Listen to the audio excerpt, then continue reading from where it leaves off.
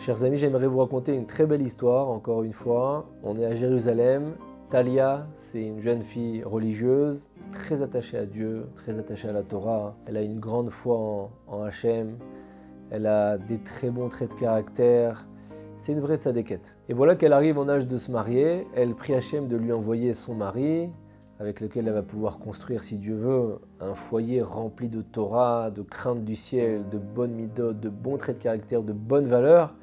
Et un bon profil comme celui de cette jeune fille Talia, c'est idéal bien sûr pour des jeunes hommes qui sont pratiquants, qui sont en âge de se marier, pour des futurs beaux-parents. C'est la belle fille qu'on rêve. Et quand Talia elle commence les shidduchim, les rencontres en vue de se marier, ses parents sont émus, ils sont assez nostalgiques, puisque dans quelques mois, leur fille chérie va quitter la maison. Mais contrairement aux attentes, ça ne se passe pas du tout comme prévu. Talia elle reçoit beaucoup de propositions de shidduchim, de jeunes hommes, mais malheureusement il n'y en a aucune qui aboutit, on ne sait pas trop pourquoi, ça dure de longs mois. Et pour la première fois de sa vie, elle traverse des moments de tristesse, c'est un nisayon, c'est une épreuve. Elle prie encore plus que d'habitude, elle prie avec un cœur brisé, lève chavour. Et voilà qu'on est quelques jours avant Purim, et Talia assiste à un cours sur l'importance de la tfila, de la prière. Et dans le cours, le conférencier cite Rabbi Aaron Yekel Shor. C'est l'auteur de l'ouvrage Bet Aaron, un des plus importants commentaires de la Torah. Le Rav qui a vécu il y a quelques siècles écrivait que par la lecture des Télim, des psaumes, c'est possible de sortir de toutes les difficultés. Et le conférencier rajoute que le Hadmour de Nadvorna demandait à ses fidèles chassidim de se lever très tôt le matin de Purim et de lire tout le livre de Télim. Et le conférencier continue en disant avec un enthousiasme, Purim est un jour d'agrément extraordinaire. Hachem écoute notre filote ce jour-là d'une manière très particulière. En lisant des Télim ce jour-là, on peut ouvrir toutes les portes du ciel.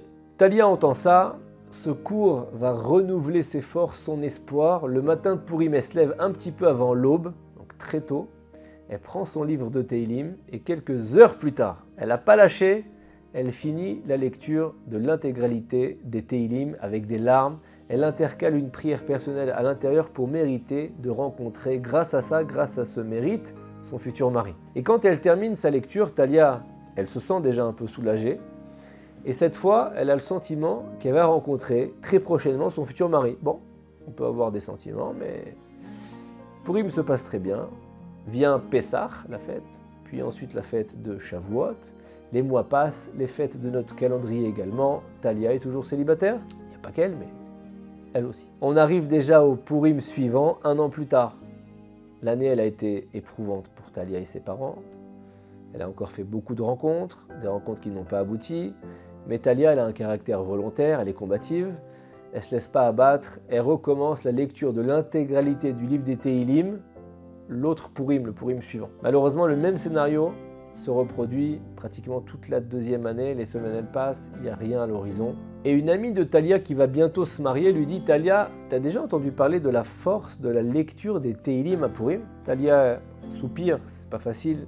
Elle dit « Écoute, j'ai déjà fait ça 2 fois, le résultat n'est pas là. » Son amie l'encourage. Elle lui dit « Tu sais qu'il est écrit dans le Talmud, si une personne prie sans être exaucée, il faut qu'elle continue à prier jusqu'à être exaucée.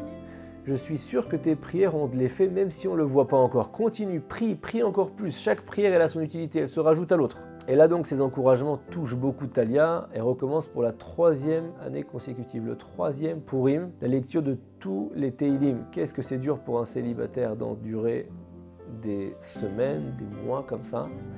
Mais à nouveau, elle se renforce et elle supplie Dieu de lui envoyer cette année le mari avec lequel elle va pouvoir construire un foyer juif authentique et y faire grandir des enfants qui sont dans la Torah. Il faut bien qu'on soudoie un peu Dieu. Quelques mois après Purim, Talia elle rencontre un jeune homme qui a l'air différent des autres. Il a fait Teshuvah il n'y a pas longtemps. Il est revenu à la Torah il n'y a pas longtemps, ce n'était pas le cas avant. Il étudie déjà la Torah comme un avrech expérimenté. Il a une bonne tête, il a beaucoup de motivation, il a beaucoup de hirat shamayim, de crainte du ciel.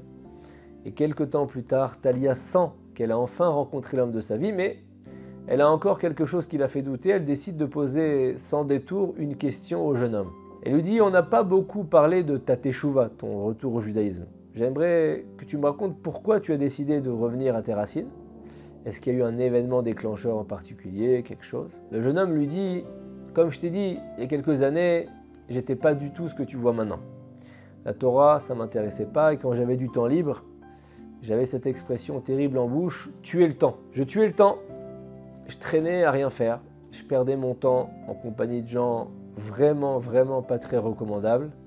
Ceux qui se rappellent de cette époque ont du mal à croire et à me voir comme cela, à quel point j'ai changé. Pour te répondre, j'oublierai jamais ce qui a déclenché ma teshuva. Un jour de Purim, il y a 3 ans, j'étais en train de faire des bêtises avec mes anciens amis. J'ai eu une sensation que j'avais jamais ressentie avant, un peu comme un élan spirituel. J'ai pas du tout compris pourquoi, mais j'ai voulu me rapprocher d'Hachem. Je me rappelle pas avoir fait quoi que ce soit qui ait pu déclencher ça. Avec du recul, je pense que c'est tout simplement une bonté du ciel et la sainteté du jour de Purim qui a provoqué en moi cette envie de m'améliorer, de changer ma vie. Toute l'année, j'ai progressé sur tous les plans. Sur le plan du Shabbat, sur le plan des Chagim, des fêtes, sur le plan de la cacheroute, j'ai commencé à manger cachère un peu plus. J'ai commencé à prier un peu plus à la synagogue. Et ça ne s'est jamais arrêté là. Et au Purim suivant, j'ai décidé encore plus fort que l'année d'avant d'avancer. Comme s'il y avait une lumière du ciel qui me montrait le chemin. Ma volonté de Avodat Hashem, de servir Dieu, elle a augmenté encore plus. J'ai décidé ensuite d'étudier la Torah dans une yeshiva. Mais là aussi, je ne savais pas ce qui avait déclenché cet enthousiasme-là. Et la 3e année, toujours à Purim, après 2 ans de pratique du judaïsme, après 1 an d'études de la Torah en yeshiva, je me suis senti prêt à me marier avec une jeune fille tzadékette qui n'est pas attachée aux futilités de ce monde matériel, et ce n'était pas prévu. Pas prévu du tout. Même les 2 années auparavant, ce n'était pas prévu que je décide de me marier avec une fille qui veut vraiment garder toutes les mitzvot. Alors je sais que ma réponse elle est un peu brouillonne, il dit le petit jeune, mais pendant 3 années consécutives, le jour de Purim, ça a été pour moi un nouveau départ, une base pour progresser. J'espère que ça ne va pas s'arrêter en tout cas. Et là le jeune homme il entend des petits sanglots étouffés chez Talia. Il est très perturbé, il dit mais pourquoi tu pleures? Est-ce que j'ai dit quelque chose qui t'a fait de la peine? Talia lui dit pas du tout, au contraire. J'ai jamais rien entendu d'aussi bon. Je vais te dire pourquoi. Ça fait 3 ans qu'à Purim, je lis le livre de Tehillim entièrement. Il n'y a pas un autre jour où je fais ça. Je supplie Hachem de me présenter mon mari à chaque fois, chaque Purim. Au début, premier Purim, j'ai pensé que mes premières lectures de psaumes n'avaient servi à rien. Mais là, je comprends que dès le départ, Hachem, il t'avait déjà choisi pour être mon futur mari. C'est comme ça, en tout cas, que je comprends ce signe du ciel. Sauf qu'il fallait t'aider à devenir celui que tu es aujourd'hui, avec qui j'aurais pu me marier. Donc à chacune de mes lectures, chaque année de Purim, ça a eu de l'effet sur toi. Tu as fait teshuva ensuite après ma première lecture. Après ma deuxième, tu as décidé d'étudier la Torah, mais tu n'étais pas encore mûr pour te marier avec une femme comme moi. Et après ma 3e année de lecture, quand tu as décidé de te marier et de vivre une vie de Torah, on a enfin pu nous rencontrer.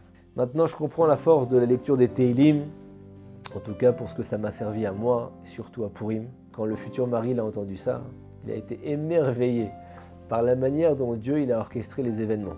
Lui, il avait une histoire personnelle sur Purim, c'est ce qu'il avait chauffé chaque année, mais aller entendre que sa future fiancée, sa future mariée, lui dise que c'est à Purim qu'elle a tout fait pour se marier, ça l'a beaucoup touché. Les fiançailles ont eu lieu, le mariage s'est déroulé rapidement après dans une grande simcha, une grande joie. On doit croire, mes amis, à toutes nos prières. Même quand on ne voit pas tout de suite les résultats, comment est-ce qu'on peut dire que nos prières n'ont pas été reçues par Hachem? C'est impossible, surtout quand elles sont dites avec intégrité. Parce que Hachem, il orchestre les événements à la perfection d'en haut. On ne comprend pas tout. Parfois, c'est difficile. Parfois, c'est très difficile. Il faut juste être patient et confiant. Juste, c'est moi qui le dis. Mais c'est pas facile. Mais il faut être patient et confiant.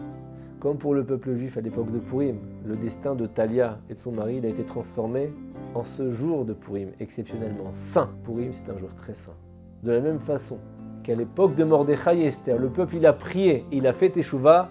Talia l'a prié et son futur mari qu'elle ne connaissait pas a fait teshuva lui-même. Shabbat shalom.